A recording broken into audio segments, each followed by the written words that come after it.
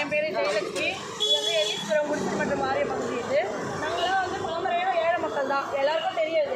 இது வந்து இந்த பில்டிங் வந்து 50 வருஷம் ஆயிடுச்சு, நான் வந்து உங்களுக்கு புதுசாக வந்து கட்டி தரேன்னு சொன்னாங்க. இதில் இருக்கிறதே 39 வீடு மட்டும் தான் இருக்குது. பின்னாடி சைடு கட்டின பில்டிங் லாஸ்ட்டு டி பிளாக் வந்து 23 வருஷம் தான் ஆகுது. அந்த பில்டிங்கில் போயிட்டு நீங்கள் சாவி முடிச்சு செக்கை கொடுத்துட்டு எல்லா வீடும் காலி பண்ணுன்னு சொல்கிறாங்க. நாங்கள் திடீர்னு வந்து காலி பண்ணால் நாங்கள் எங்கே போய் காலி பண்ணுவோம்? எங்களுக்கு எதுவுமே புரியல சார். எல்லாரும் ஏழை மக்கள் தான், யாருமே வந்து பணக்கார இல்லை.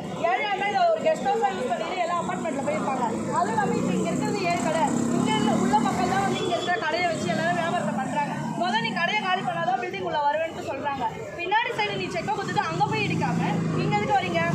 இப்போ 3 மாதம் வந்து நோட்டீஸ் ஓட்டினேன். நைட்டு 9 மணிக்கு வந்து நீங்கள் நோட்டீஸ்லாம் ஒட்டியிருக்கீங்க.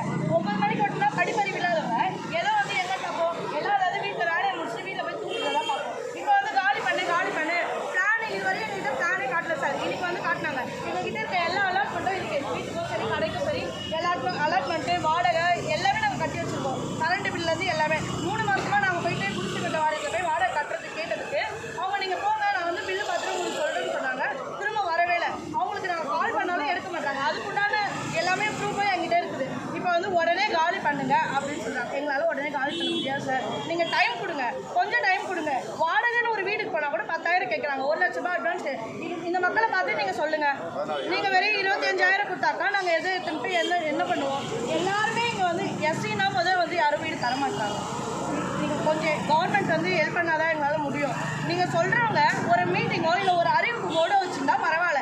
எதுவுமே வைக்காமல் எங்களை வந்து நீங்கள் வந்து காலி பண்ணால் நாங்களாம் எங்கே போகிறது? எங்களுக்கு வழியே தெரியல சார். நாங்கள் சாப்பிட்டு தான் சார் எங்களுக்கு முடிவே.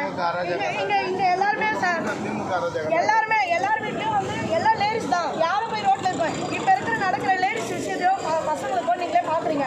எவ்வளோ கொலை கற்பழிப்பு எல்லாமே நடக்குது. அதெல்லாம் நாங்கள் போய் அனுப்பி வைக்கணும்னு நினச்சிங்கன்னா நீங்கள் உடனே காலி பண்ணுங்கள். நாங்கள் போய் எங்கேயாவது இருக்கிறோம். அதுக்கு வந்து நாங்கள் வந்து எல்லாரும் சொல்கிறோமே பில்டிங் மேலேருந்து.